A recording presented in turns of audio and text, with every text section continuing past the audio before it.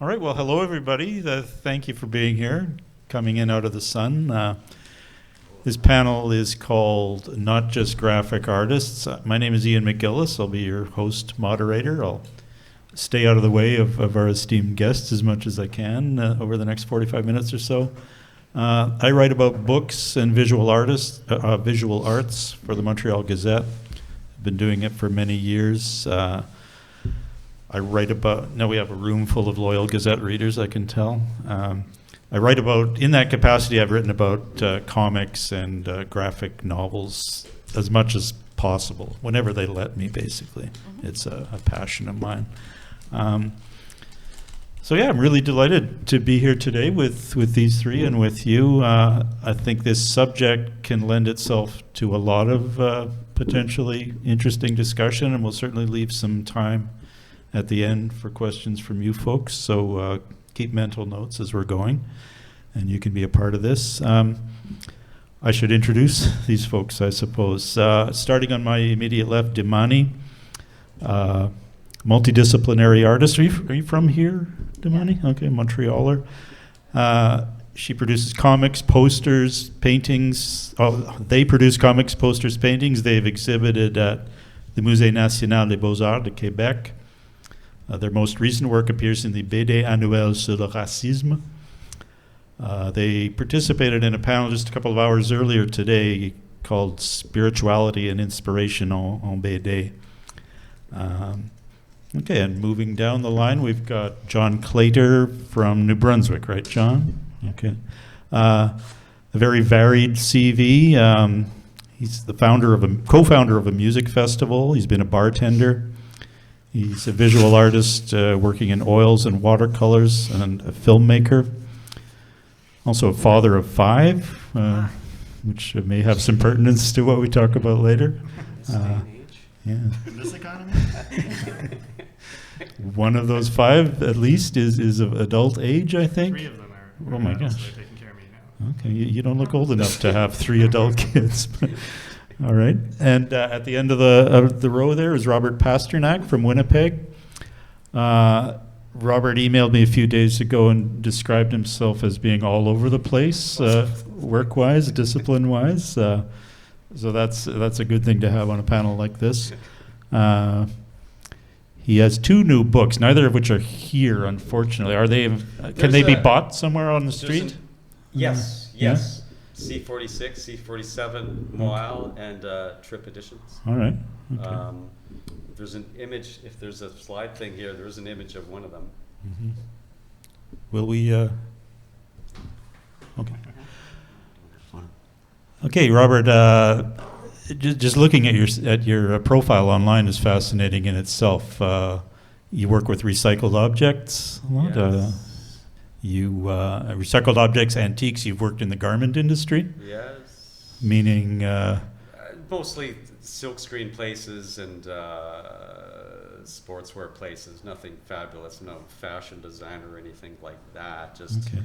It was a graphic design job, and I've always been able to get those, but sort of no more after.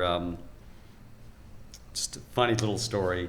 Goes back about 10 years. I had a show coming up it's called Visual Chew, which was a show of novelties, a lot of silkscreen items and a lot of these little things that I make.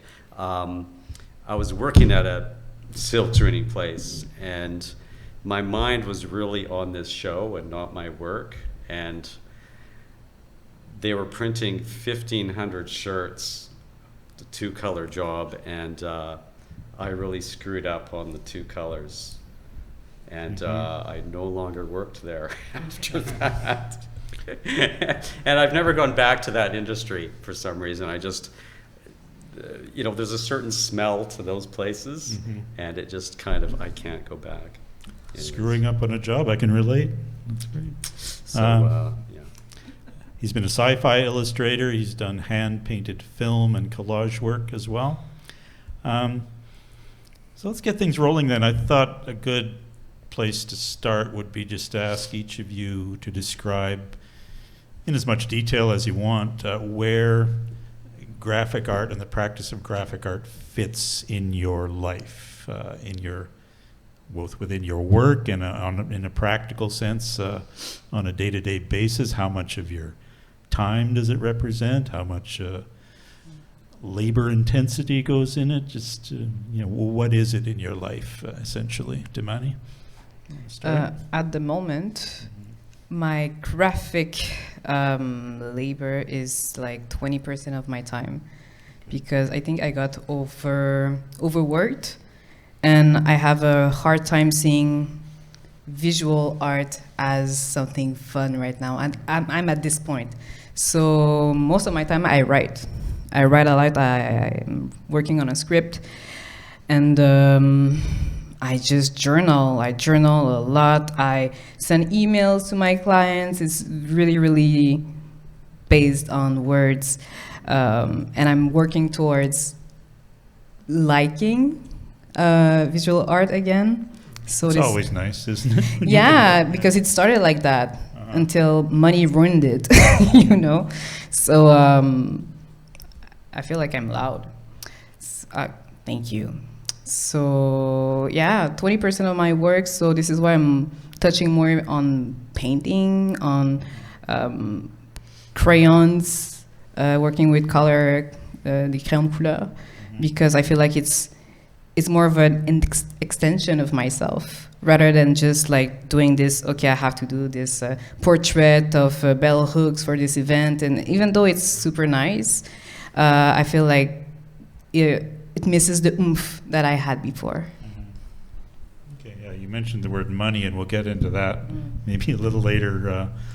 Just how much the need to make a living drives what you do and what you choose to do at any given time. Okay, John, you want to address that original question? Yeah. So, where graphic art is in my life?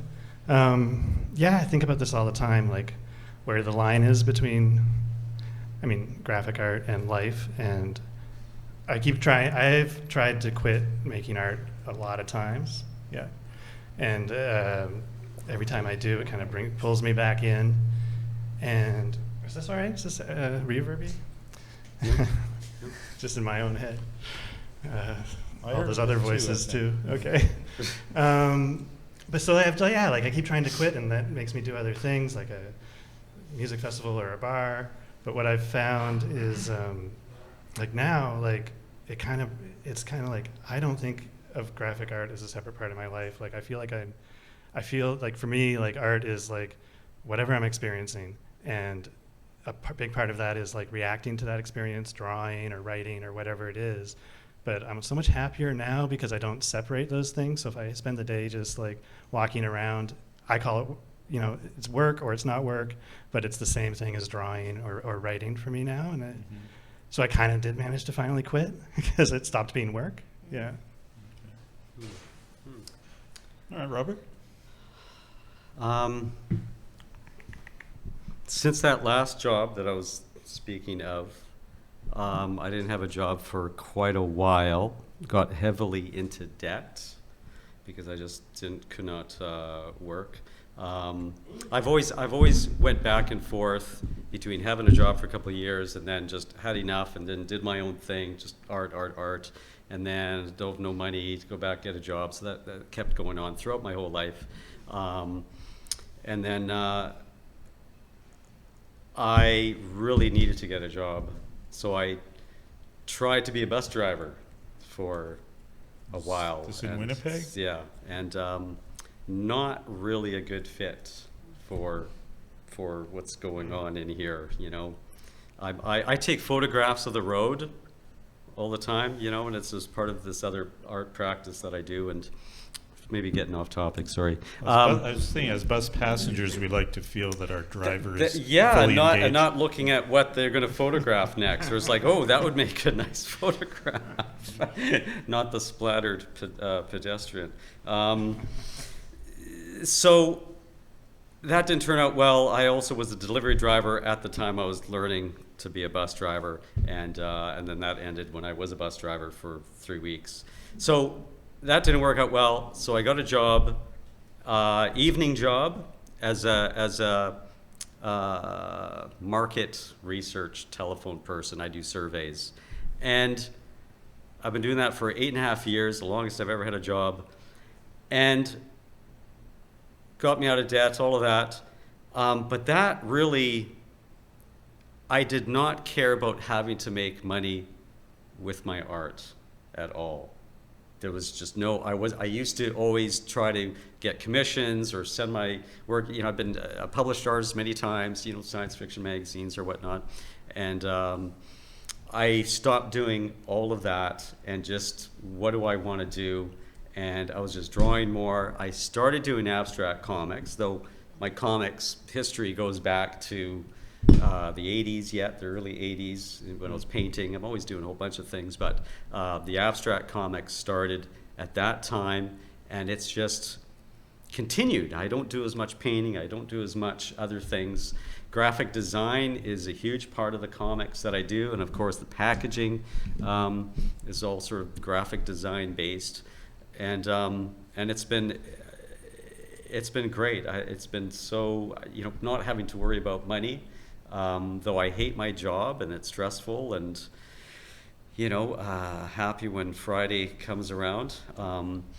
So I have my days to do my art, but really there's so many other things to do that I have like an hour or 2 hours to do art. Mm-hmm. But for somehow I managed to be able to get a whole lot done in that little bit of time. Yeah, there's something to be said for concentration. And but it's steady. It's continually every day, mm-hmm. And I'm always finishing things every day as well.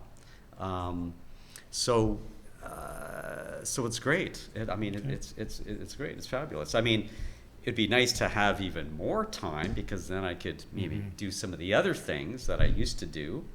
But I've been really into doing the comics, and since then I've done this mm-hmm. And 3 other books that have come out. So it's great. It's good. Happens that good things happen when you continually spend time doing it. Over the years, I've met many artists across all disciplines who've said variations on the idea that they like to have what they do for money, to have nothing to do with what they do for the artistic mm-hmm. part of their mm-hmm. life. Because you don't want to be drained. Yeah. And I remember if I was working during the day, and then come home, you have supper, you're tired and whatnot. Yeah. Meanwhile, the job that I have, being on the phone, you don't have to have a lot of energy. You don't have to be. You could be half fallen asleep. So you have all your energy during the day to do the things that you want to do, and things get done. And then you can just kind of be there in the evening. You're on the phone, and anyways. Any thoughts on that, Dimani? Yeah, I feel like for me it's the opposite, because when I have interaction with humans, I feel like it's more draining. Like tonight, I'm gonna sleep.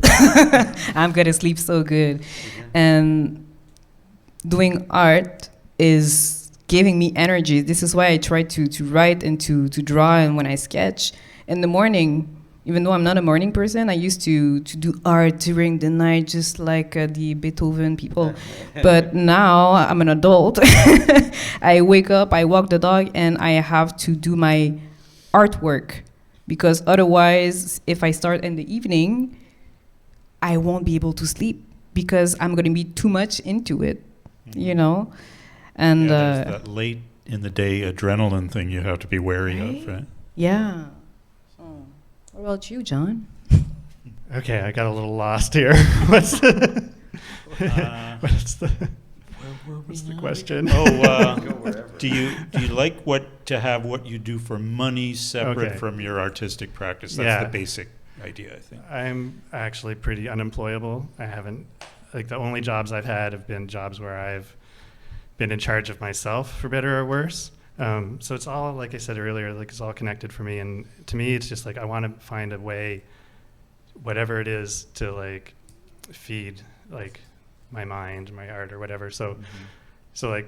Really the closest thing to a day job that I've had was running a bar, and I just went into this okay, this is an art project. This is, I'm a shy person, but I'm comfortable behind a bar. So I started talking to people, and like having these conversations, which has led me to doing like comic journalism, where I interview people and write comics about it. I never would have done that if I wasn't trying to turn my bar job into something other than just like slinging drinks, which is also kind of there's an art to that. There's an art to that too, and like the repetition and the craft of it or whatever. But yeah, so I'm just not very good at many things.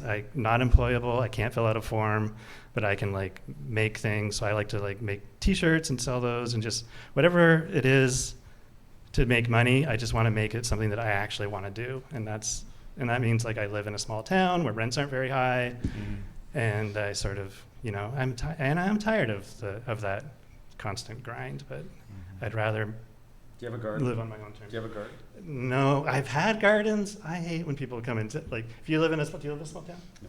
Okay. If you live in a small town and you have a garden, everybody comes and tells you what you're doing wrong. Oh. And they will come and plant things for you if you're doing a really bad job, which is like. I'd be like, hey, so, feel free. I know, right? Fields free, yeah. Yeah, so I have, but it gets to me because I'm not good at gardening either. Yeah. Here's something, and any of you can take this. Is it a challenge to need to, shall we say, change hats during the day, like to transition from one kind of work to something very different? Do you ever get just stuck in one discipline and just say, no, I can't do anything different today? I have that problem myself. That's probably why I'm asking this question.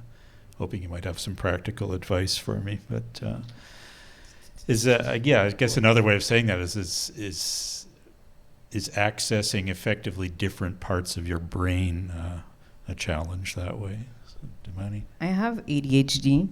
I have medication for that since the last 3 years, and it changed my life. Seriously, but I still have to develop the discipline. So I have this little cocotte minute, and it goes for an hour.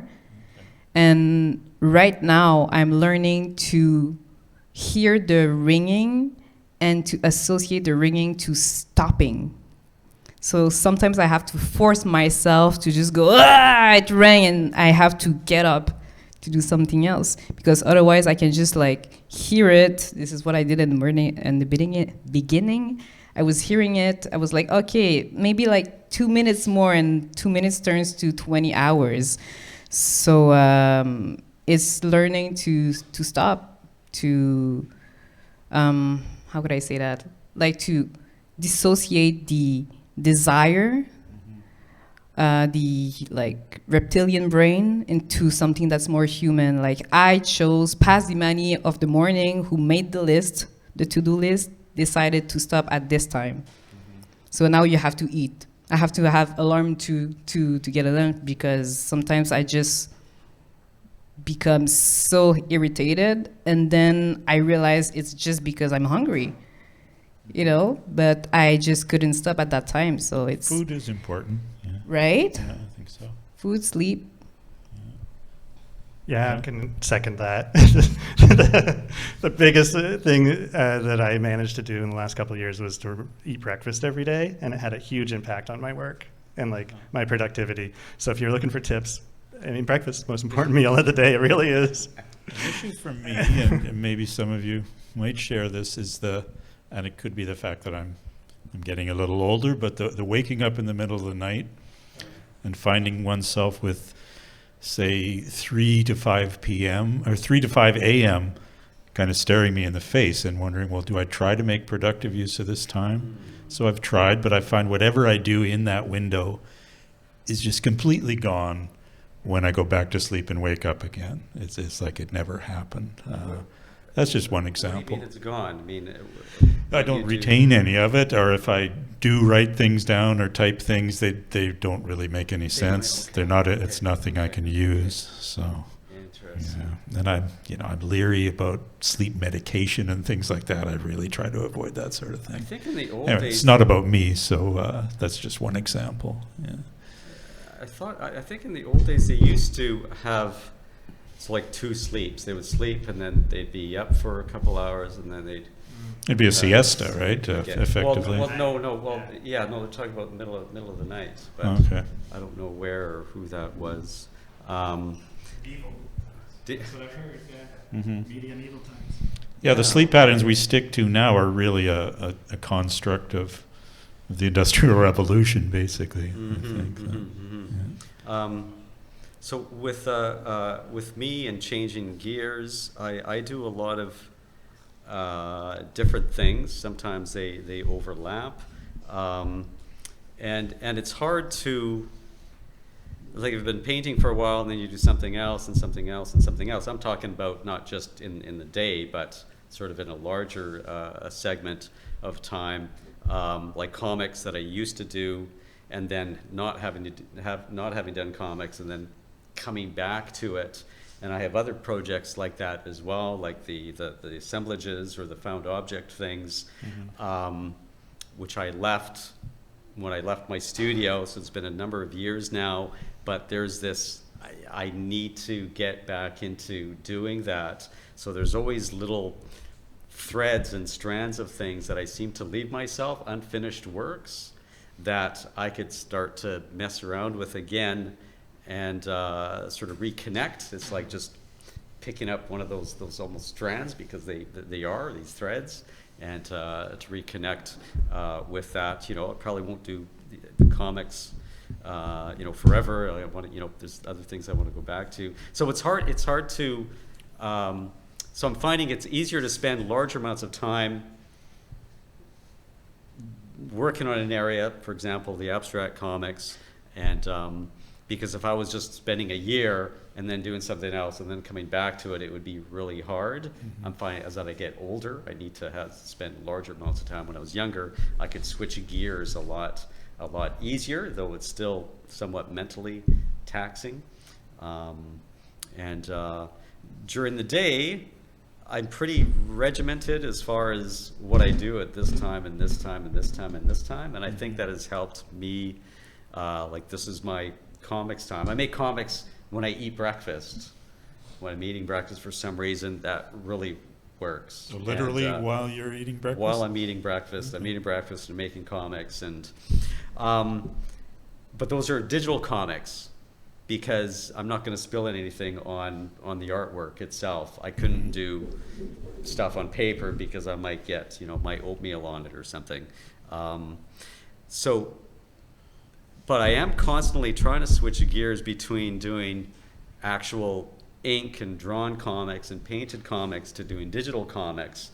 And that's hard to switch gears because it's a totally different setup. But I'm trying to do both of those, but I have to, then if I'm going to do ink comics, I've got to do a number of them for a while, because I can't just do one and then leave it and then go back to digital. And so it's interesting, but I need to have that balance between doing digital stuff and more traditional drawing. Okay. Yeah. Is it important to keep some time in your life to sort of be a fan or a follower of the fields that you work in? I mean, is it important to keep in touch with whatever that first impulse you had, or that first inspiration you had, or that first favorite artist that you might have had years ago? Do you carve out some time to read a new book that everybody's talking about, that sort of thing? Dimani? Since I had my first fans, I've stopped being a fan. It's not, I love people who like my work, but now I see like the other side of the, even though I'm not super big, but just for an example, I was a few years ago in the metro drawing, and it was a few weeks after I was in I think it's Vice video. So I just feel somebody is staring at me, and I forgot about the interview, So I was just like, okay, it's Montreal, people are weird. And before this person went out, they were like, "Are you Dimani?" And I was like, "Whoa, yes," So and comic book artists are we're weird people. We are clumsy, we are awkward, and I love us, for that. But at the same time, I understand that there's some kind of distance that is needed, and I feel like I read people that I enjoy, but it's not people that are that much accessible for me. Miyazaki doesn't want anything to do with me, but I will keep on reading. I think it's really important to read new perspectives and even things that I don't necessarily agree with, because that can fuel my work. So I have like a counter argument to work with my own idea. So always keeping up to date, but not in a fan way, more in an interested way. Right. Yeah, fan was maybe not the best word for me to use there. I think I thought of that question partly because I've observed over the years that in graphic lit and comics culture generally, there's maybe more of an overlap or more permeability between practitioners and enthusiasts. Like enthusiasts tend to be practitioners as well. I don't know if you guys have noticed that, but anyway, back to the question, John. Sure. I was a painter. It was my first love, and I was obsessed with painters and technique and all of the things that went with it. And I spent all my time in the library looking at books, learning about painting, getting like every how-to book, like talking to everyone who painted, mixing formulas, all these things, right? Like I just absolutely obsessed with it. And then I had this like great opportunity later in life to put aside the thing that I had been obsessed with and discover that I love telling stories through comics. And so I'd never done it before. I decided to go on this drive across the country, write a comic about it. And I didn't know, I had read Chester Brown when I was a teenager. I had read a few comics, but I didn't know anything about them. And I deliberately decided to do the opposite of what I had done my whole life, to get obsessed about it, and decided to not research them at all. I just to let this experience be my own experience, right? And so now that I've done that, and like now I'm really curious. Like I want to find out what comics are all about, and like I've been asking. This is probably the wrong place to admit this. Right. Yeah, it's just like it's now. So now, I'm really curious, like about comics, how they're supposed to be put together, what they're supposed to look like, what the history of them is, and all those things like that I have no clue about. Nobody in this room is going to judge you. Yeah. So. Thank you. Robert? Oh boy, I love so much stuff out there. It's ridiculous as far as the kinds of art, the styles, whether it's comics or surrealism, abstract art, geometric art. I mean, and I'm always clipping things out. I'm always saving images, and it's such a mishmash. There's advertising art. There's, oh my goodness, posters, which is the graphic design stuff, and I'm saving these things and like hoarding these things, but I'll print them out and I put them in binders, and they're my own book collections that I've amalgamated, and I'll flip through them every once in a while, and and it's one page from the other, just so different, and it just. I mean, I'm not using them for reference or anything. I just love all this stuff.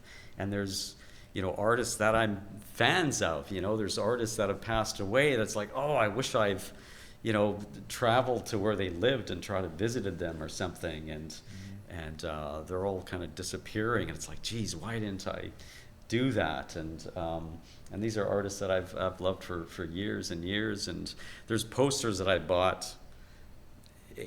When I was a kid, and they're still up. They're still up on the walls. When I move, they come, but they go back up, and there's other things I could put up there too, but for some reason they just remain as, I don't know, this reminder of something that started when I was young, and this love, and anyways. that answers the Okay, question. I think or so. not. Does your artistic practice involve a lot of planning ahead? Like, is there an agenda, or can you give yourself a fair bit of freedom to just take something up as the spirit moves you? Can you improvise that way? Is it a balance of those two, I imagine? Dimani? When I have a contract, Yeah. there is a list of dates that I have to respect. But this is why I like to do multiple things at the same time. Like right now, I'm working on this only one canvas of papier-mâché with it's a mask, and I worked on it for a week on my spare time, and then I didn't touch it again. But I like not having a schedule with this thing, because it's like it's saying, do your art. This is for fun, you know.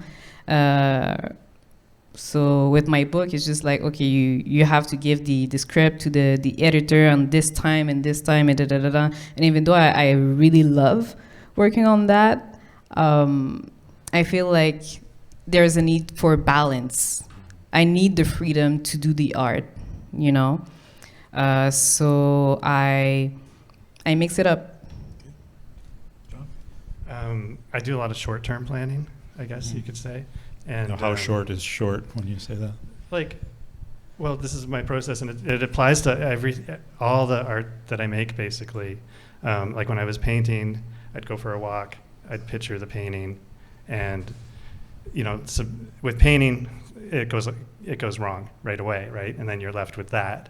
But it always started with this picture, and then I really loved getting a chance to make some music videos, because I could go for the walk, imagine things, and talk to people and work together and collaborate and have it look exactly like how I imagined it, which I really enjoyed. And with comics, those two things come together. So my comics are all short stories, and I go for a walk, and like all the dialogue is in my head, and every picture is in my head, and then I sit down, and like there's no sketches. It's just words and images right there from the start.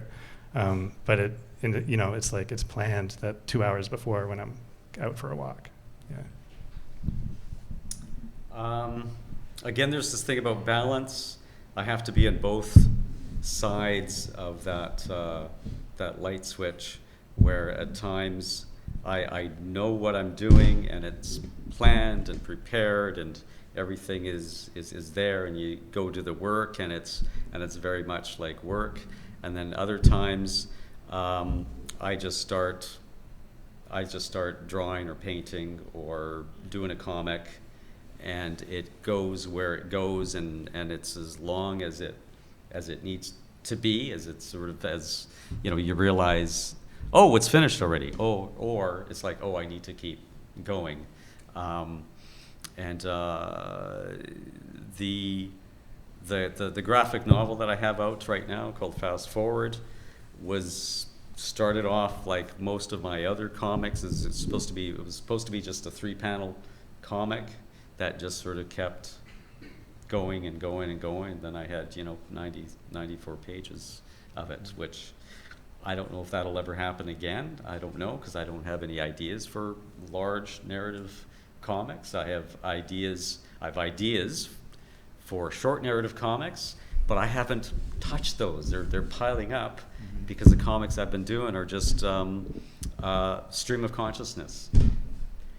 But ideas present themselves, and then sometimes dialogue presents themselves when they start speaking to me. And generally there isn't dialogue in my comics, but at times it just comes out because it's saying something a little bit more. It's interesting. It's just very open. It's very free, and I've been doing less of the planned and sort of precise things, but there's a lot there still to draw from. Yeah, I feel like there's a trap with over planning. When you think about the idea, you're like, okay, this is gonna be this action, and the end is gonna be this, and da da da da da, and you can fall too much in love with your ideas, so much that you don't do shit, And Yeah. No time for the happy accidents. Yeah, as they exactly. say, right? It becomes But overwhelming. I know there's so many painters that will draw everything out on their canvas, and then they're painting like paint by numbers within it. And I mean, they're not. At what point are you creating? You know, they created maybe the initial plan or sketch or idea, but then it's just an execution, which is all fine. It's all fine, and you know, to each their own. And I do that as well. I mean, I don't paint by numbers, but you know, planning the idea and knowing what you're doing. But there's always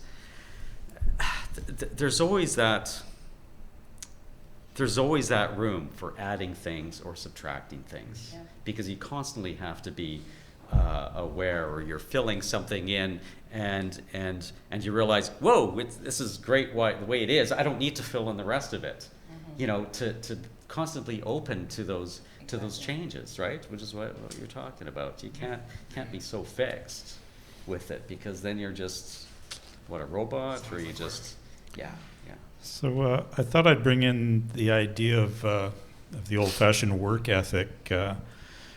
Do any of you ever find yourselves, say, feeling guilty that you're not creating something at a given moment? I'm asking this again partly because I've been watching a lot of hockey lately. I'm from Edmonton. Maybe you know what that means. And every minute I'm watching, there's a part of me thinking, I really should be writing now. What am I doing? Watching the Edmonton Oilers, but I go on watching anyway, and I beat myself up about it. Does that sort of cycle ever enter the picture for you guys? Yeah, I feel like it's the constant battle, or are you creating or consuming?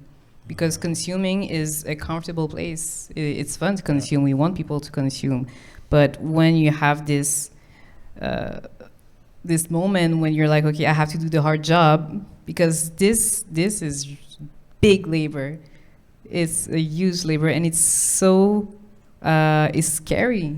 It's really scary to create, to do something new, and to then deliver it to somebody that's gonna be anonymous, that's gonna say, this is shit, or this is good, and this is good is as scary as this is shit, you know, because. Yeah, because I think I prefer hearing it's good. Right? Hearing it's shit, but it's always the after. What's gonna happen after? Like if I do something that is not good, people are just gonna forget about it. But if it's good, they're gonna keep on asking, and then something else, and then it's gonna be always something new at the end, and it's the discovery, and discovery is so beautiful. It's so great. But it is a scary place to be. Yeah, I think compliments are hard. So if we're doing therapy, it's way more comfortable when something has problems that you could maybe fix the next time, and then when something's like good, like, well, then why go on? What do you do? Like, what's left? It's important to have someone in your life probably who's going to tell you when they think what you're doing is shit, maybe. Not be surrounded by flatterers. Yeah, exactly, totally. Yeah, someone you can trust. But I thought it was interesting when you were talking about like you're working and like you're not changing gears, because I work that way. Like I binge when I'm working, and then I binge a TV show, and I like whatever I'm doing, I'm just doing that, and it's fine. In the moment, it's totally fine. Yeah, yeah. Yeah. Like you said, I need that downtime, because the creating process is so draining. Yeah, it gives you strength, but it takes it away at the same time in a weird way. Yeah.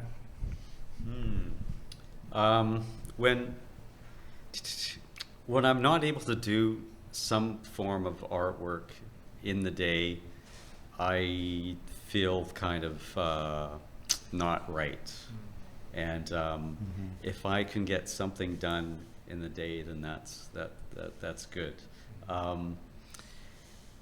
Oftentimes when I'm reading comics, because I read comics, and it's like, I should be spending this time to do my own stuff, right? Why am I reading all these other people's comics when I have my own to do and whatnot? And so I don't know if I feel guilty. I just feel like, you know, I should be using my time for that time for myself, but at the same time, I'm a fan, and I do like all this stuff, and I just like it, and it's usually a lot different than the kind of work that I do, though it could trigger something, and you know, I don't know about influence, but maybe something that I'm doing, but I'm not too sure, because I do a number of different things, so it's hard to know at times where things are coming from.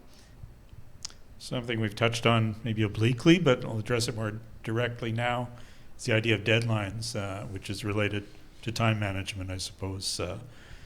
We've all found ourselves in that situation, I suppose, where there's a huge deadline looming and it just has to be dealt with, and you've got to put aside any notion of wanting to do something else for that specific period of time, and that's not always easy, right? Dimani, any thoughts on that? You see, I have I was at your place this morning, exactly there, asking questions to people, and I wrote my whole text this morning. You know?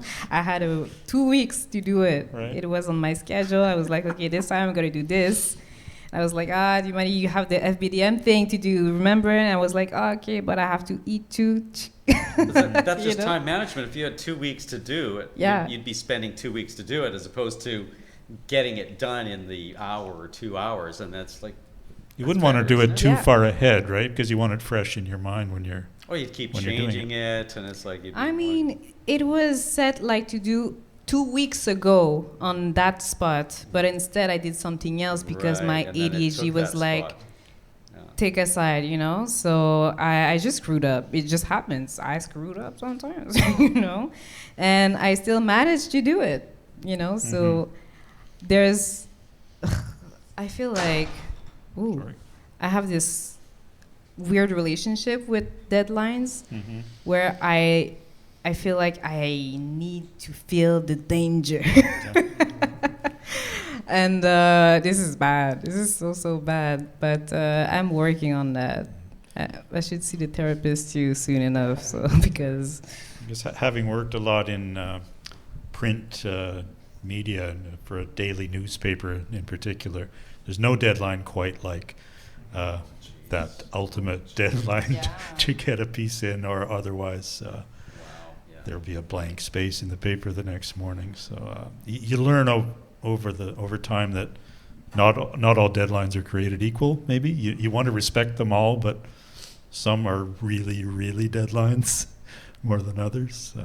The comics industry was based on the printing schedule, was it not? And that's why they had to get their pages done and those in on time, because if they weren't in, then it would screw up then the inker's job or the colorist's job, and then there's this vast chain that you're a part of. If it wasn't at the printer, then they lost, because they paid for the printer time in advance. I don't know if that's still like that in the comics industry. Like, you know, I'm talking about, you know, Marvel or DC, but back in the day, it's wild. I think deadlines are super interesting, and I like that description of like needing the danger, because like we I totally relate to that. I think you know, when people ask like what do you need to be an artist, I think you need some art supplies, an audience, which can be you need one person to look at it, and a deadline. And if you have those three things, you can make some art, right? Without the deadline, I would never make any art. So, like I need, whether it's my own deadline or somebody else's. Yeah, I mean, there are self-imposed deadlines and there are externally imposed deadlines, right? So, so self-imposing is that a? Like it doesn't matter how you get the deadline. Yeah. You just have to have one. Right. I have to have. That's just me. Yeah. Yeah. No, I don't want this event to slip past without you talking a little bit about parenthood and how that relates to what you do on in any way you want to talk about that. Okay. 5 kids. I have 5 kids, and a big part of my son was born when I was 22, and I wanted to be. I have not always been a great parent, but I wanted to be there. So I became part of the reason I became an artist.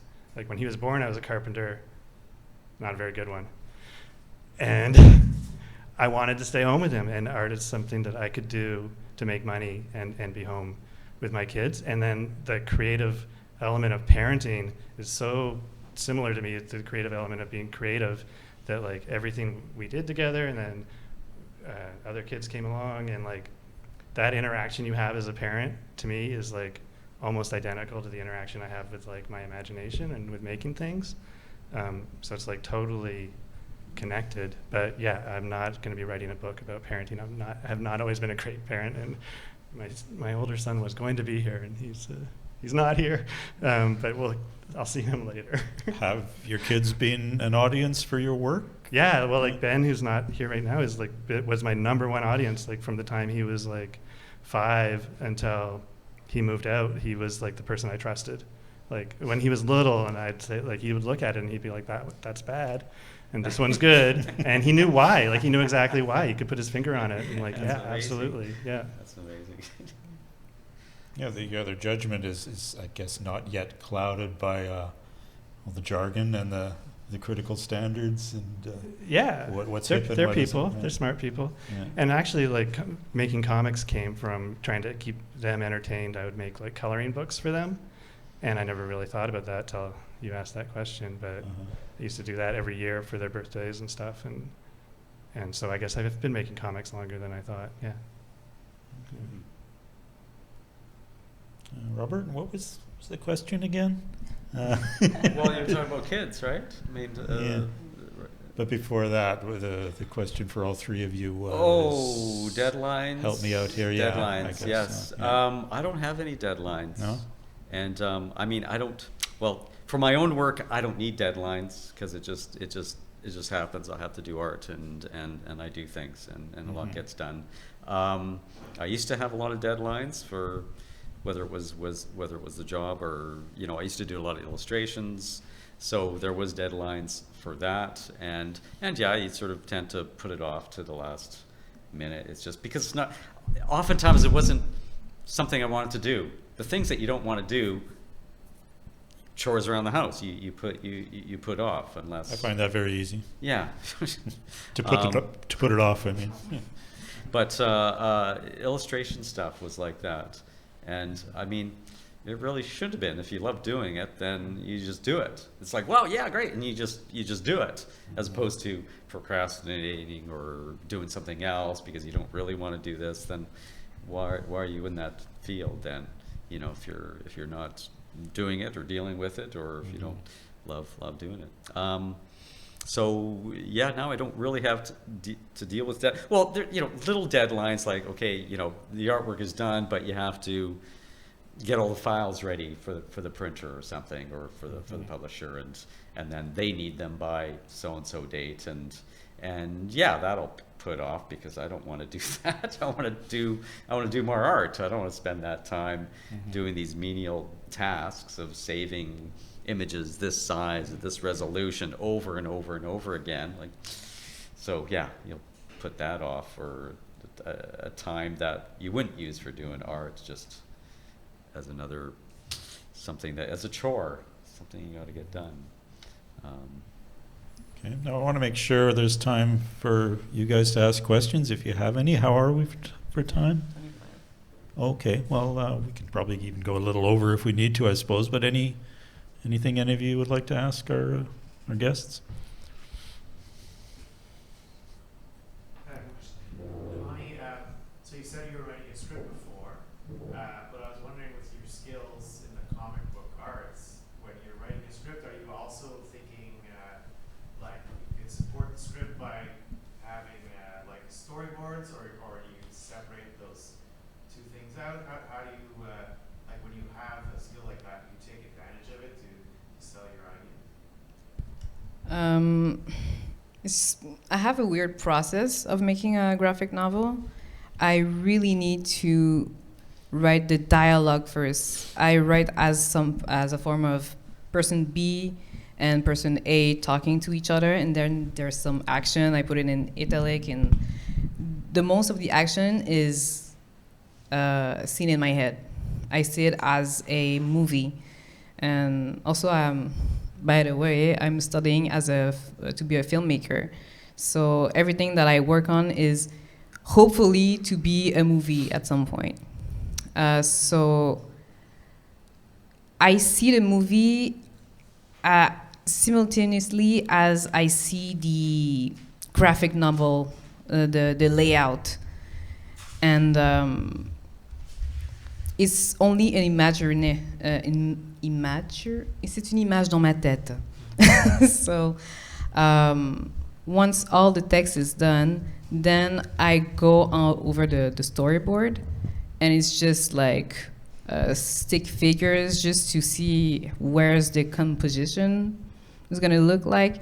And then I'm almost skipping the storyboard like to go on the découpage.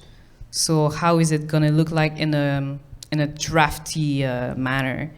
So I need to be structured when I write. And I know damn well that the moment I arrive at the découpage, the text is gonna change.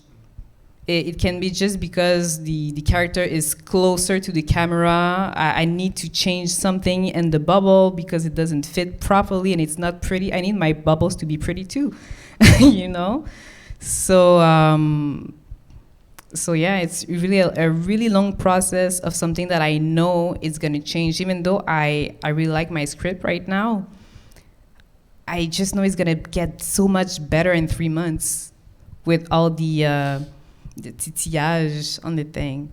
So it's really like I need the steps one after the other. More questions? Don't be shy. Okay. Oh, and if you're directing it to any one person, For anyone? for anyone, okay. Do you ever come to moments in your narrative where there's a point where you see it splitting in many ways and you don't know which way to take it? And if so, how do you choose what path, I guess, to follow? Does that make sense? I'm not a good person to answer that because I wrote a memoir, so I just have to deal with what I've done. Yeah. Memoirs have a built-in narrative, kind of, don't they? I say when I have a lot of ideas, I do them all. I need to do them all, and then I get to choose which one I want to go further with. Because if I don't do it, I know I'm going to regret it. True story, you know. So my advice is try everything, do all the tests. If you have to do like 15 different versions, do the 15. And then it's gonna narrow down again and again until you get like a 16 one that is the one, you know? Great. Okay, thank you. Something that I had to learn as a writer was that there's no shame in having your personal rejection pile and having multiple drafts. In the beginning, I would sort of beat myself up for not getting it exactly right on the first try, but I got over that a long time ago. So it's a survival mechanism. The bin is your friend. Anyone else? Okay. Gentleman in the front. This might be a abstract, weird question, but what exactly makes you feel like you're allowed to continue doing your art? For the greater good. I always like to think that I'm doing something good. I always like to think that I'm helping transform something, person, the world. You know, I don't know how I can do that, but that's there's always for me there seems to be that intent, and that's always been kind of there since I started doing art through some surrealistic metaphysical means. I think art is transformative, and certainly narrative and stories can do that and change people. Abstract art could change people just through accessing maybe different feelings they haven't felt, accessing different visions that they haven't seen that can trigger. I believe in images being triggers for people, whether they know it or not, like keys that could open doors. The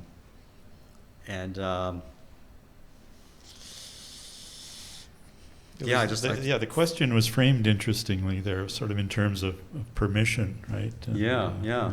So I think because I feel I'm doing something good as opposed to doing something bad, it gives me, though that's pretty broad, but it allows me to continue because I want us to grow. I would like for us to grow as a species. I would like for us to evolve, and that's. I mean, I'm always thinking about that, and I always have.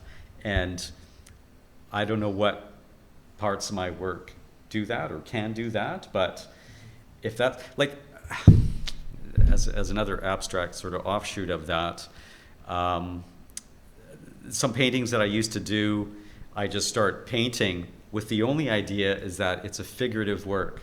This is a figure of some form, of some degree, of some aspect, of some dimension. That's the intent, though, and you just start working, and it comes out eventually. So that's, the intention is huge in what you do and how you live your life as well, I guess. Okay. John? That's a really good question because I feel like that's all my art making has been like, oh, well, why? Like, why should I be allowed to do this? Like, why should anybody care? And like I said earlier, like I kept thinking like, well, the answer is no, quit, right? And then I had sort of like, I would have loved to have been at that spirituality and comics thing because I think that's so interesting because I had this. We do. Yeah, I had this experience where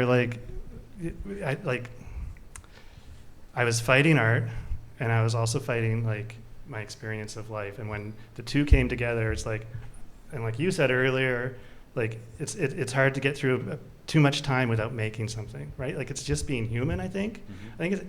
I think being creative is as important to us like surviving as it is as the breakfast, which is very important. and so I had this moment where like, if I was going to still exist as a human being, I realized I have to make stuff. I have to draw sometimes. It doesn't have to be for anybody, doesn't have to be anything, but like it's as important for my mental health and to be like a good member of my community, to be a good person in my family. It's totally selfish reasons to keep doing it for me is just like it's just that important. It's just like a good breakfast. It's win-win if you're doing something you enjoy and that makes you feel fulfilled, right? Like I feel I'm doing the world more good doing something that's personally satisfying than, I'm not doing anybody any good if I'm miserable. In other words, I'm just putting more misery out there into the world. So I think that we are allowed to fuck up. We are allowed to live. We are allowed to do things for ourselves. We are allowed to be selfish. And there's so much mediocre work out there, and it's not to be mean, but I feel like there's people who have the audacity to do a lot of things, and even though it's terrible, they still do it for whatever the fuck reason. So why can't we, just do it. Do whatever the fuck you want. Be beautiful, be ugly, be you,